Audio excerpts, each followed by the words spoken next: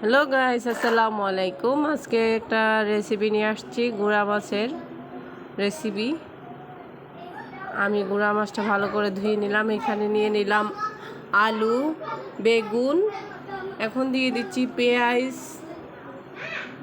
পেঁয়াজের পরিমাণটা একটু বেশি হবে যেহেতু গুঁড়া মাছ।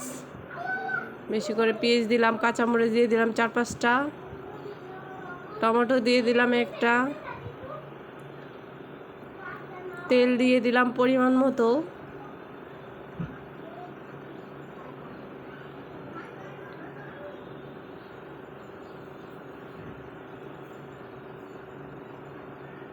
পরিমাণ মতো হলুদ,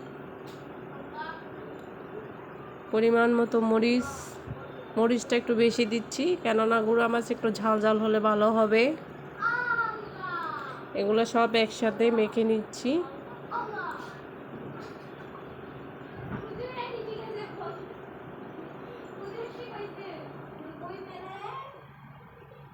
সব একসাথে মেখে নিচ্ছি। একসাথে মেখে নিয়ে এখন মাছটা উপরে দিয়ে দিব। দেখতে পাচ্ছেন দিচ্ছি মাছটা একটু কমেই, কিন্তু মাছটা কমই দিছি আমি।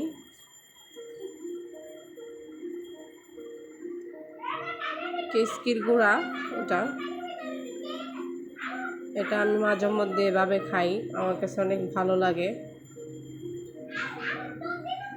এখন হাতটা ধুয়ে পানি দিয়ে দিব, বেশি পানি দেওয়া যাবে না।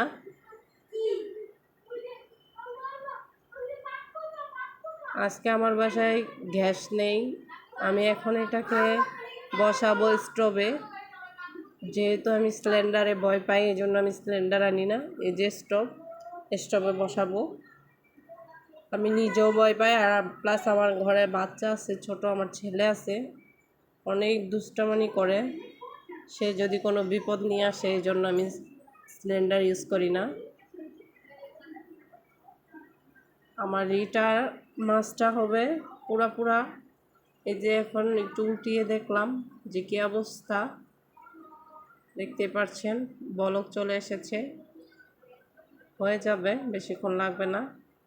এই যে প্রায় শেষের দিকে হয়ে গেছে বেশিরভাগটাই, আর একটু হলেই হবে। কালারটা অনেক সুন্দর হয়েছে। আর গাইস, যদি ভালো লেগে থাকে আমার ভিডিওটা বা আমার রেসিপিটা, আপনারা লাইক, কমেন্ট, শেয়ার করবেন। আর বাসায় একটু ট্রাই করবেন, খেয়ে দেখবেন ভালো লাগবে। আবারও দেখতে চলে এসেছি।